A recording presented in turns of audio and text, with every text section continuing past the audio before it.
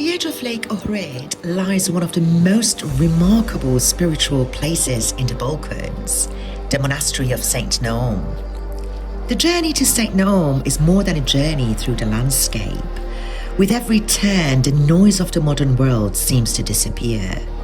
Here, the mountains descend towards the lake, and the ancient monastery appears almost hidden between the water and the forest. For centuries, pilgrims have traveled to this place, and today people still arrive looking for something difficult to describe. The monastery carries the name of Saint Naum, one of the great spiritual figures connected with the Christian tradition of Ohrid. What stands here today is the result of centuries of faith, rebuilding and devotion. The stones may be old, but the reason people come here has never really changed.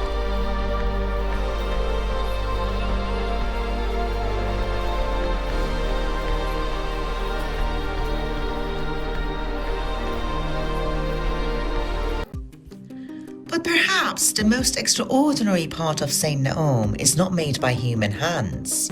The monastery stands beside one of Europe's oldest and deepest lakes, Lake Ohrid. The water here has witnessed kingdoms rise and disappear, while the lake itself has remained. For thousands of years, these waters have continued their quiet journey between the mountains.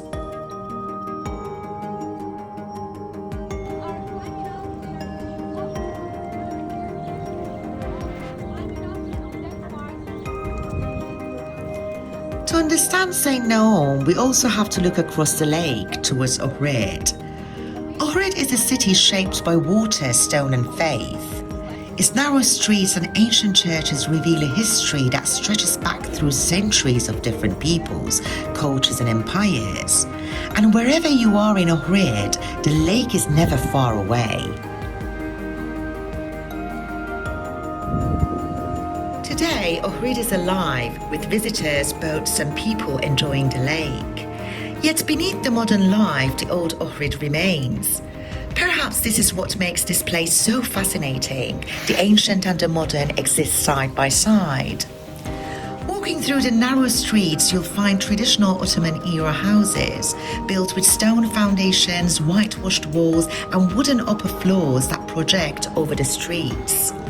These homes weren't simply designed to look beautiful. Their distinctive layouts reflected everyday life during the Ottoman period, with private family spaces carefully separated from the more public areas of the house. Many of Ohrid's historic homes were built vertically, making the most of the limited space on the steep hillside above the lake. Today, these houses form one of the most distinctive parts of Ohrid's old town, a reminder that beneath its Byzantine churches and ancient ruins, the town also carries centuries of Ottoman history.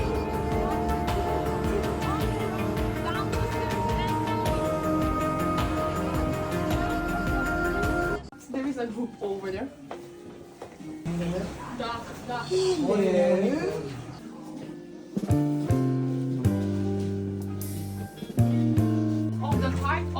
They are cutting a pretty small one, like the heart of the walnuts, oak, here with the oak, and it goes under the bread.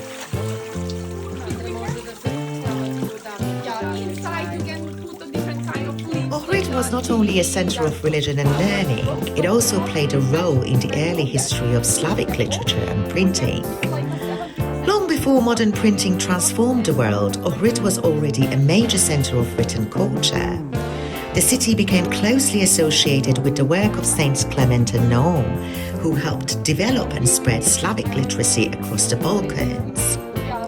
Centuries later, the arrival of printing technology allowed these traditions to reach an even wider audience. Today, the old printing presses and historic books preserved in Ohrid tell a story that goes far beyond ink and paper. They represent the moment when knowledge began to travel faster and the written word became accessible to generations beyond the walls of monasteries.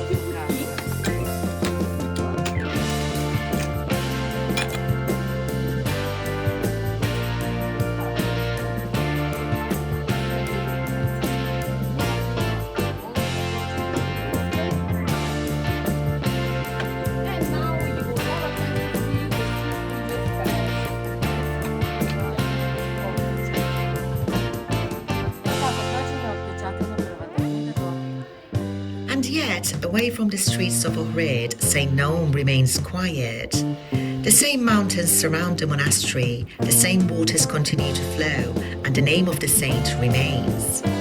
1,000 years have passed, but very little seems to disturb the silence of this place.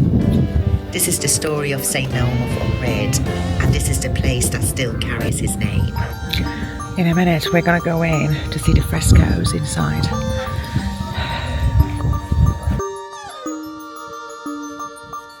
Saint Naum lived more than 1,000 years ago during a period when Christianity and learning were transforming this part of Europe. He became one of the important figures of the Ohrid literary tradition. But Saint Naum was remembered not simply as a teacher or monk. He was a man of deep faith, wisdom and compassion, whose life became part of the spiritual history of the Balkans. Born in the 9th century, Saint Naum was one of the disciples of Saint Cyril and Methodius and a close companion of Saint Clement of Ohrid. Together, they carried the Christian faith and the Slavic written word to the people of this region. Eventually, Saint Naum came to the shores of Lake Ohrid, where he founded the monastery that would bear his name. Here, surrounded by mountains, water and silence, he dedicated his life to prayer, teaching and helping those in need.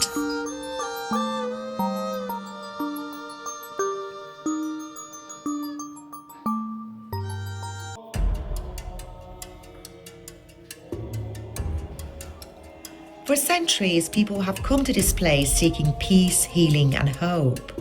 And perhaps that is the greatest legacy of Saint Naum, not simply the monastery he left behind, but the feeling that remains here, a quiet reminder of faith, kindness and a life devoted to something greater than oneself. Saint Naum died in the year 910, but his presence still feels alive here, beside the beautiful waters of Lake Ohrid.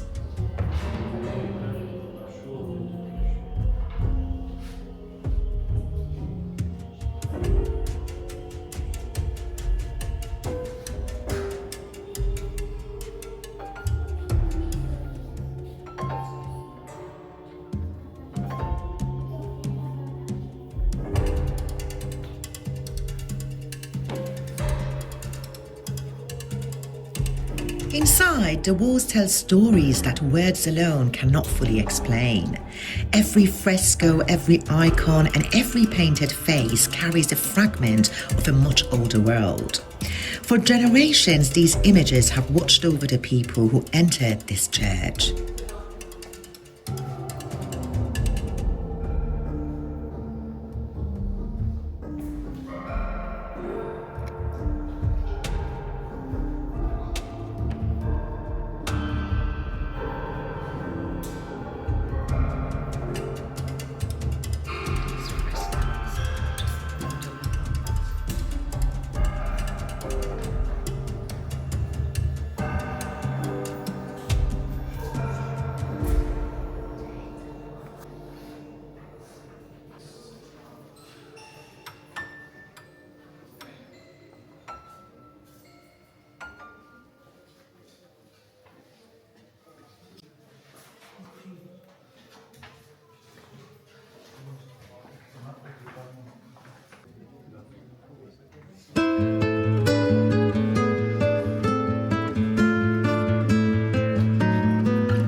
More than 1,000 years have passed since Saint Naum walked these shores. Empires have risen and fallen, generations have come and gone, yet this place remains. The monastery, the lake, the mountains, and the silence that surrounds them.